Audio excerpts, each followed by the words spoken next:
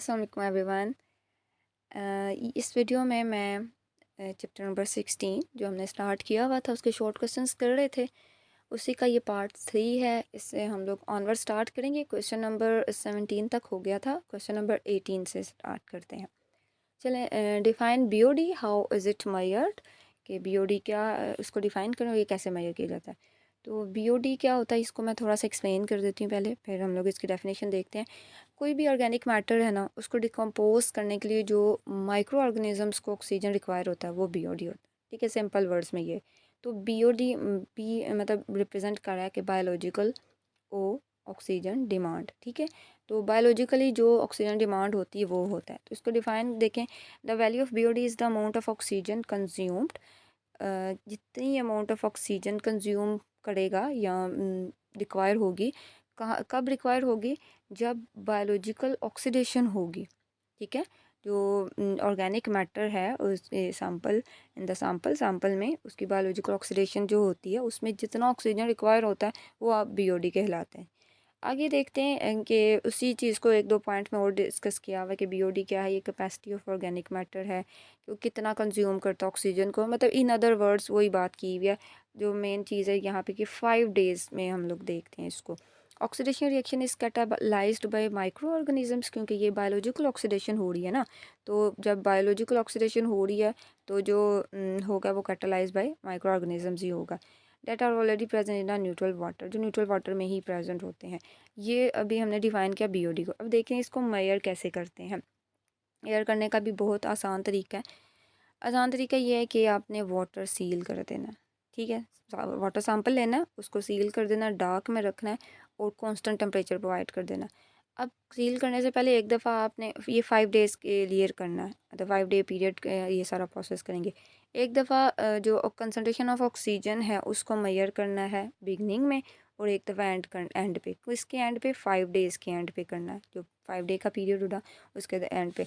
और फिर हम लोग को आइडिया हो जाएगा अच्छा कितना ऑक्सीजन यूज़ है। बिगनिंग में इतना ऑक्सीजन था, उसकी कंसनट्रेशन क्योंकि फाइंड की होगी, और आफ्टर 5 डेज़ कितना ऑक्सीजन, कंसनट्रेशन ऑफ ऑक्सीजन कम हुआ है। तो यकीनन जितना कम हुआ उतना यूज़ हो गया ना ऑक्सीडेशन में, तो वो हमारे पास अमाउंट आ जाएगी कि इतनी ऑक्सीडेशन में इतना ऑक्सीजन यूज़ हुआ है 5 डेज़ में। तो मेजरमेंट का ये तरीका हुआ हमारे पास। Question number 19, what do you know about chemical oxygen demand. एक इस तरह क्वेश्चन आया हुआ और यही क्वेश्चन आया हुआ है, what is COD, how it is measured. ठीक है, ये इसका एब्रीवेशन भी आ सकती है, जैसे पहले बीओडी का आया हुआ है। पहले बीओडी था वो बायोलॉजिकल ऑक्सीजन डिमांड था, ये सीओडी है, ये केमिकल ऑक्सीजन डिमांड है। ठीक है, डिफरेंस यही है कि उसमें बायोलॉजिकल है, उसमें माइक्रो ऑर्गेनिजम्स इन्वॉल्व हैं, और जो ये वाला है इसमें केमिकली ऑक्सीडेशन करवाई जा रही है। तो डिफाइन करते हैं सबसे पहले कि the organic content of water which consumes oxygen. इसमें भी वही बात है, वहाँ पे भी ऑक्सीजन की बात कर रहे थे। अब वहाँ पे था ड्यूरिंग बायोलॉजिकल ऑक्सीडेशन, यहाँ पे क्या है जी, यहाँ पे है chemical oxygen demand during chemical oxidation. कहते हैं is evaluated bye it's chemical oxygen demand, कि हमें केमिकल ऑक्सीजन डिमांड से पता चलता है कि केमिकल ऑक्सीडेशन में कितना ऑक्सीजन कंज्यूम हो रहा है। The value of COD is direct measure of chemically oxidisable matter in water, कि कितना ऑक्सीडाइजेबल मैटर है, इस तरह से पता चलेगा। मेजरमेंट करेंगे तो ज़्यादा क्लियर हो जाएगा कि कैसे पता चलेगा। अच्छा, और higher values of COD will indicate more pollution, जितनी ज़्यादा पोल्यूशन होगी उतना ज़्यादा सीओडी होगा। हमें हमारे पास सीओडी की वैल्यू आएगी, अगर जितनी ज़्यादा होगी हमें आइडिया हो जाएगा अच्छा ये ज़्यादा पोल्यूटेड वाटर है। अच्छा, इसको मेजर कैसे करना है, इसको मेजर इस तरह करना है कि इसको डायरेक्टली मेजर करेंगे। कैसे, कि जो हमारे पास होगा ये oxygen demand of water can be determined directly by treating it with dichromate ion. Dichromate ion लेंगे, ये Cr2O7 और -2 पर पावर में आ रहा है। ठीक है, which is a powerful oxidising agent. Oxidation करवाएंगे ना, तो ऑक्सीडेशन के लिए हम ऑक्सीडाइजिंग एजेंट यूज़ करेंगे। कौन सा ऑक्सीडाइजिंग एजेंट यूज़ कर रहे हैं, यहाँ पे डाइक्रोमेट आयन यूज़ कर रहे हैं। तो organic matter in water is oxidised, जितना ऑर्गेनिक मैटर होगा वो ऑक्सीडाइज हो जाएगा, while remaining dichromate is determined titrimetrically. तो टेट्रीमेट्रिकली एक मेथड है। टाइट्रेशन जो है वो सेकेंड ईयर में ही प्रैक्टिकल्स में करते हैं। तो टेट्रीमेट्रिकली वैसे ही याद रखना है, अगर नहीं अभी आइडिया तो, लेकिन ये प्रैक्टिकल्स में करेंगे आप लोग। तो ये इस टेट्रीमेट्रिकली इसको डिटरमिन कर लेंगे कि कितना यूज़ हो गया और कितना बाकी रह गया, तो वहाँ से हमें आइडिया हो जाएगा कि कितना ऑक्सीजन हमारे पास यूज़ हुआ है, इसके डिमांड में कितना ऑक्सीजन डिमांड है। Question number 20, right the names of various stages in water treatment. Water treatment की वेरियस स्टेजेस करनी है। अच्छा, इसको डायरेक्ट 1 2 3 नहीं लिख देंगे, पहले थोड़ा सा एक्सप्लेन करते हैं, फिर पॉइंट्स लिख देते हैं, बस ये 4 ही इसकी हुआ। अच्छा, raw water is treated to remove all foreign materials, कि हमारे पास एक्चुअली ये वाटर ट्रीटमेंट है ही क्या, कहते हैं कि जो रॉ वाटर उसको ट्रीट किया जाता है। क्यों ट्रीट किया जाता है? ताकि जितना फॉरेन मटेरियल्स है उसको रिमूव कर दिया जाए। It is made usable for drinking, के इसको हम ड्रिंकिंग के लिए यूजेबल बनाते हैं और अदर डोमेस्टिक पर्पजेज़ के लिए, बाकी घर में जो काम शाम होते हैं उसके लिए यूजेबल बनाते हैं। ट्रीटमेंट इज़ कैरीड आउट, अब बताते हैं कि जो ट्रीटमेंट है वो किस तरह कितने स्टेजेस में कैरी किया जाता है। 4 इसके स्टेजेस हैं। एक सबसे पहला है जी aeration, aeration to settle suspended matters. ये जो फर्स्ट वाले पॉइंट है ये मैंने बोल्ड लिखे हुए हैं, इसको आप लोगों ने मार्कर्स के साथ लिखना, आगे बेशक पेन के साथ लिखना। टू सेटल सस्पेंडेड मैटर्स, उसको लिए एरेशन करते हैं। कोगुलेशन जो है वो स्मॉल पार्टिकल जो सस्पेंडेड मैटर है उसको कोगुलेट करने के लिए कोगुलेशन का प्रोसेस होता है। सेकंड, थर्ड प्रेसिपिटेशन होती है, जितना सॉलिड मैटर है उसको रिमूव करने के लिए। और फोर्थ पॉइंट होता है क्लोरीनेशन। ठीक, treating the water with chlorine, मतलब क्लोरीनेशन। क्लोरीनेशन क्या करता है? जो वायरसेस हैं या बैक्टीरिया उसको किल करता है। ये 4 पॉइंट्स लिखेंगे और इसके साथ ना डायग्राम आपने करने में पेज नंबर भी लिख दिया हुआ है, ताकि आप लोग डायरेक्ट वहाँ उसी पेज को खोल के डायग्राम कर लें। 316 पेज पे बना हुआ है और बहुत आसान से एक स्कीमेटिक से डायग्राम है, तो वो एक दफ़ा इसको करनी है इसमें। चलें, क्वेश्चन नंबर 21। अच्छा, और ये सारे पॉइंट्स ना आगे एक्सप्लेन किए हुए हैं, हर शॉर्ट क्वेश्चंस बने हुए हैं, इसलिए मैंने बहुत डिटेल में नहीं इसको किया। क्वेश्चन नंबर 21 है, how is the quality of raw water improve by the aeration process. ठीक है, जो पहला हमने स्टेप पढ़ा था ना वो। एक इस तरह क्वेश्चन आया हुआ है, how water is purified by aeration, discuss. तो इसको डिस्कस करते हैं। The quality of raw water is improved by aeration, इसको इम्प्रूव किया जाता है। इस प्रोसेस में होता है, जैसे नेम इंडिकेट करा कि एयर से रिलेटेड कोई है। एरेशन जो होती है एक्चुअली होता है ये कि वाटर से ना एयर को पास किया जाता है। अब जो एयर है उसको क्यों पास किया जाता है, उसका क्या फ़ायदा होता है? उसका ये फ़ायदा होता है कि जितनी डिज़ोल्व्ड गैसेज़ होती हैं उसको रिमूव करने के लिए। अब वो डिज़ोल्व्ड गैसेज़ कौन सी हो सकती हैं? वो H2S हो सकती है, फाउल स्मेलिंग H2S होती है।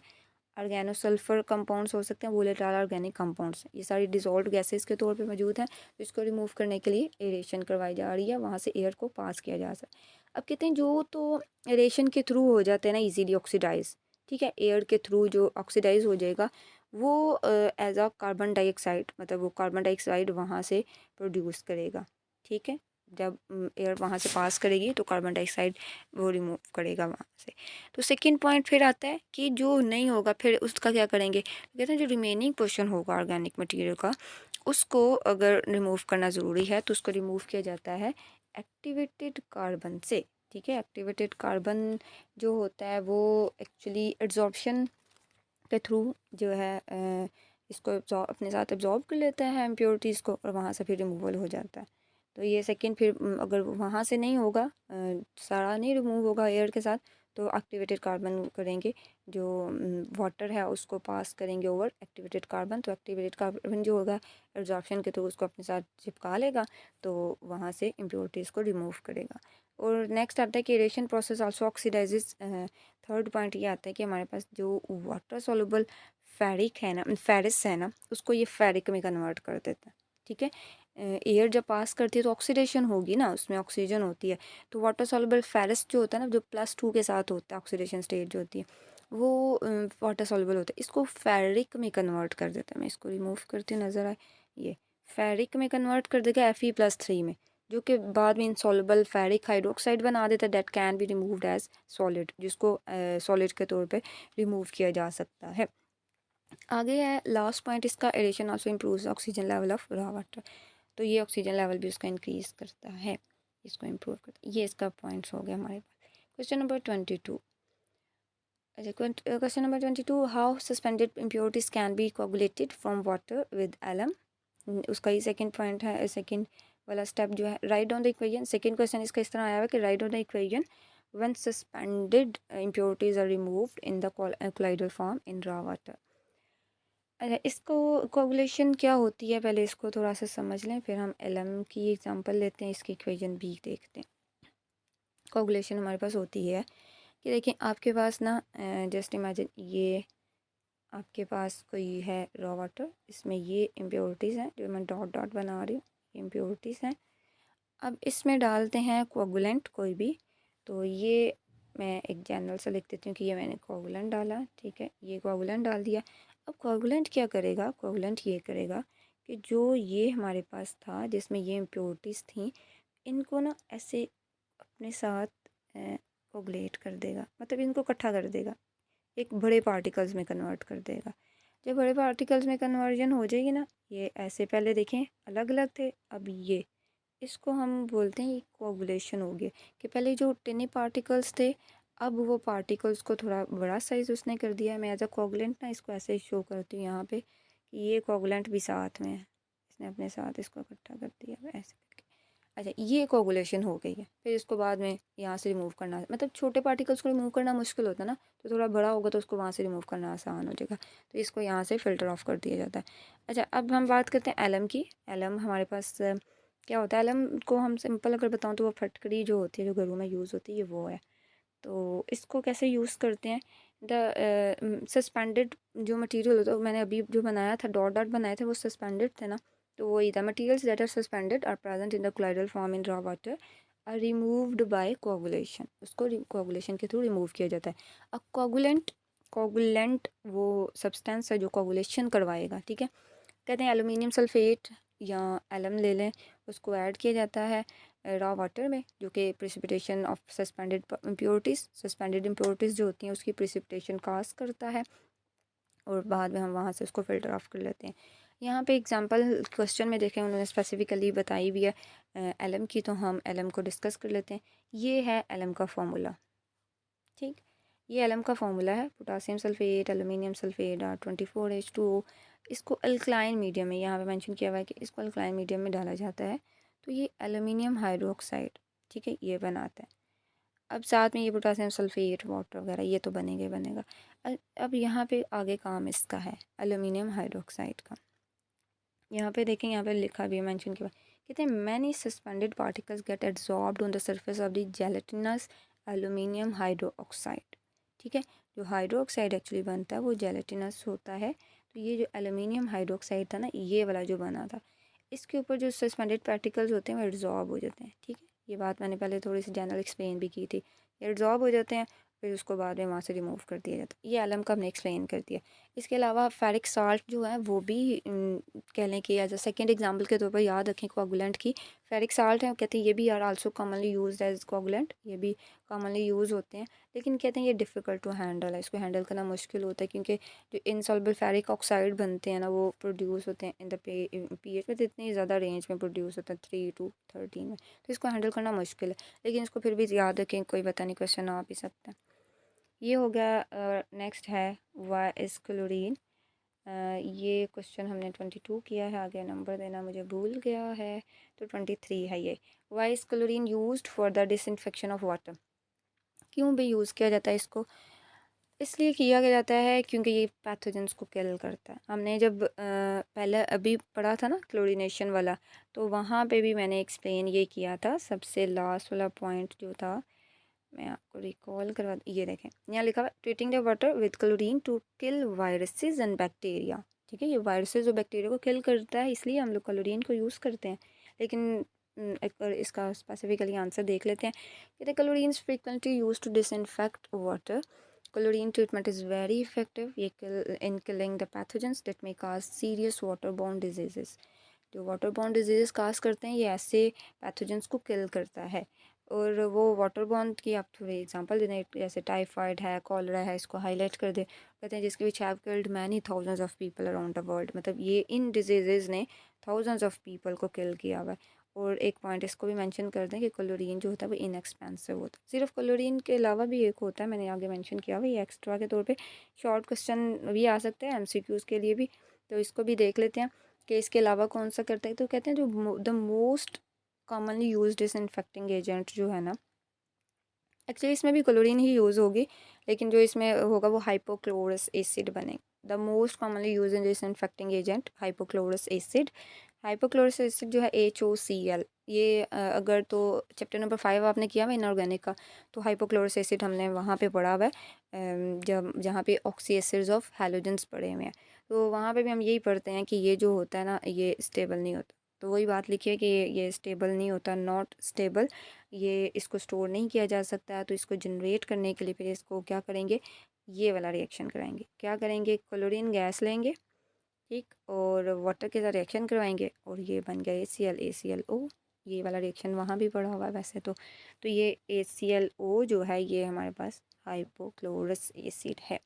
ये हो गया क्वेश्चन डन। आगे चलते हैं, क्वेश्चन नंबर है 22, 23 और 24 वाला। चलिए क्वेश्चन नंबर 24 है, what are leachates and what do they contain. थोड़ा सा ये रह गया।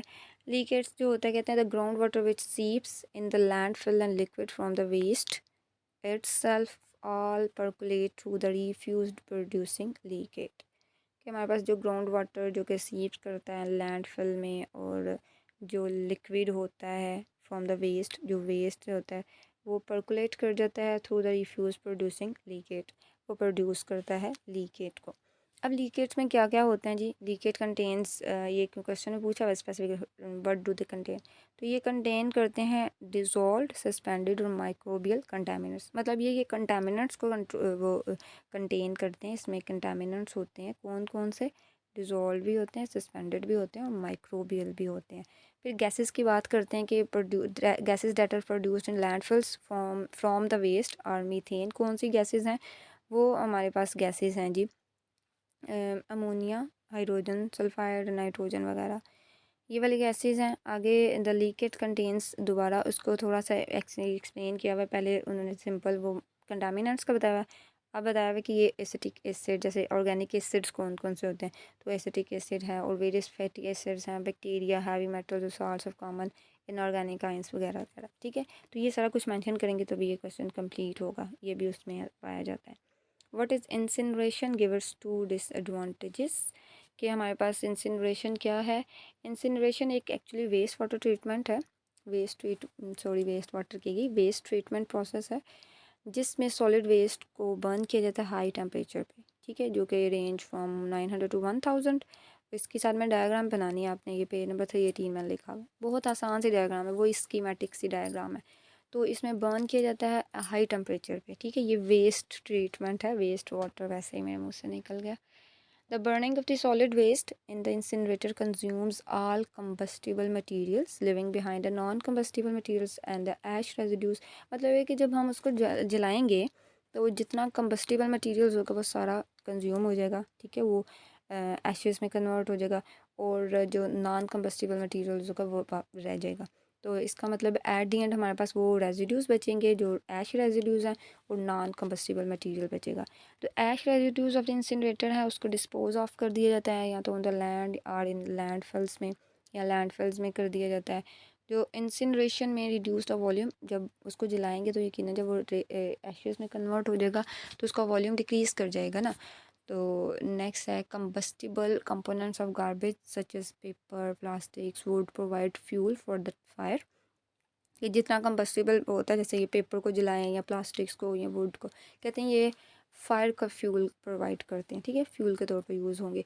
Incineration, the heat of combustion may be use to produce steam. जो हीट ऑफ कंबस्टन होती है, प्रोड्यूस होगी जलाने से, जो हमें हीट मिलेगी, वो कहते हैं to produce steam which runs turbines to produce electricity. वो स्टीम प्रोड्यूस करती है जो कि अल्टीमेटली इलेक्ट्रिसिटी को प्रोड्यूस करने के लिए यूज़ होती है। अच्छा, डिसएडवांटेजेस देखते हैं इसके। डिसएडवांटेजेस इसके हैं जी कि द वॉल्यूम ऑफ सॉलिड को तो कहते हैं ये कम कर देता है, लेकिन इसके अलावा ये क्लीन प्रोसेस नहीं है। ठीक है, इसके क्यों नहीं क्लीन प्रोसेस, इसके डिसएडवांटेजेस 5 यहाँ पे एक्सप्लेन कर दिए गए हैं।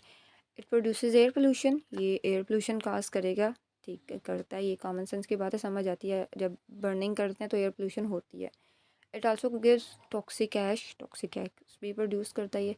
Incineration of solid waste is a significant source of dioxins which is a class of carcinogen compounds. मतलब ये कि ये कार्सिनोजन कंपाउंड्स बनाने का भी एक सोर्स बन जाते हैं। फिर स्मोक स्टैक्स फ्रॉम इंसिनरेशन में emit oxides of nitrogen and sulphur which lead to acid rain.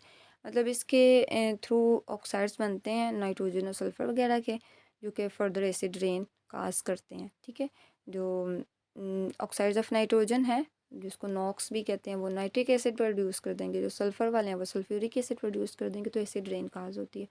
Last point है इसका, heavy metals such as lead, cadmium, mercury etcetera may also be present in the leachate of the incinerators. मतलब heavy metals भी present हो सकती हैं इसमें। Done, ये 5 इसके डिसएडवांटेजेस हो गए। नेक्स्ट क्वेश्चन है, what do you mean by recycling waste, name 2 ways to recycle the waste. एक इस तरह क्वेश्चन ये आया हुआ है, दूसरा है how is plastic recycled by depolymerisation. सबसे पहले डिफाइन करते हैं रिसाइकलिंग वेस्ट को, फिर उसके वेज देखते हैं। हाउ इज़ प्लास्टिक रिसाइकल्ड, अच्छा ये क्वेश्चन आगे ये है definition, recycling is a process in which the used or waste materials are not discarded after their initial use। मतलब हमने एक दफ़ा यूज़ करके उसको फेंक नहीं देना, रिसाइकल करना उसको दोबारा, but are processed to so that they can be used again. उसको प्रोसेस किया जाता है, उसको रिसाइकल किया जाता है ताकि इसको हम दोबारा यूज़ कर सकें। ये होगा आगे पर्पज़ इसका आता है। अगर आपको सिर्फ जैसे ये क्वेश्चन 2 में लिखे हुए ना, नेक्स्ट लिखा है नेम 2 वेस्ट, नेम लिखा हुआ है तो आप सिर्फ ये नहीं कि डेफिनेशन का सपोर्ट पर लिख लें, वो साथ में पर्पज़ 1-2 लाइन का लिखे, फिर बेशक डायरेक्ट नाम लिख दीजिएगा। Purpose of the recycling is to conserve the sources of raw materials, कि उसको कंजर्व भी करना है रॉ मटेरियल्स को एंड एनर्जी को, और anyhow the volume of waste is also much reduced, कि उस वो भी रिड्यूस हो जाता है इसके साथ। अब इसको 3 वे से किया जाता है, रीप्रोसेसिंग, डीपॉलीमराइजेशन, ट्रांसफॉर्मेशन। यहाँ तक आपका क्वेश्चन हो जाता है अगर उन्होंने नेम कहा हुआ है कि नेम लिखे, लेकिन इसको डीपॉलीमराइजेशन का अलग से भी क्वेश्चन आया हुआ है, तो मैंने तीनों को एक्सप्लेन कर दिया हुआ है कि तीनों में से कोई भी आ जाता है तो आप लोग इजीली कर लें। ठीक है, रीप्रोसेसिंग को डिस्कस कर लेते हैं पहले, कि देखिए नेम इंडिकेट करके री प्रोसेस करना है, कि जैसे ऐसे में हम प्लास्टिक जो होता है उसको रीमेल्ट करते हैं। ठीक है, जब रीमेल्ट करते हैं तो उसको दोबारा एक डिफरेंट प्रोडक्ट्स में मैन्युफैक्चर करते हैं, तो वो प्लास्टिक हमारे पास रीप्रोसेसिंग के थ्रू बनती है। इसमें टॉयज़ वगैरह जैसे वो बनते हैं, कहते हैं ना अक्सर ये प्लास्टिक अच्छी नहीं है, वो रीप्रोसेस हो रही होती है। तो एग्ज़ाम्पल इसमें देख लेते हैं। अच्छा, इसको ना मैं थोड़ा सा इजी किया हुआ है यहाँ पे, जैसे बुक पे लिखा हुआ था उसकी थोड़ी सी वर्डिंग भी चेंज कर दी हुई है, और साथ में एग्जांपल इस अलग से करके कर दिया हुआ ताकि आसानी से आप लोगों को समझ आ जाए। पॉलीस्टाइरीन जो है वो एक प्लास्टिक है। कहते हैं ये पहले तो वैसे जो इसका मेन जो पर्पज़ होता है वो फोम, पैकेजिंग, कटलरी, फर्नीचर वगैरह इसके लिए मतलब इसको मैन्युफैक्चर करती है, इसके लिए यूज़ होती है।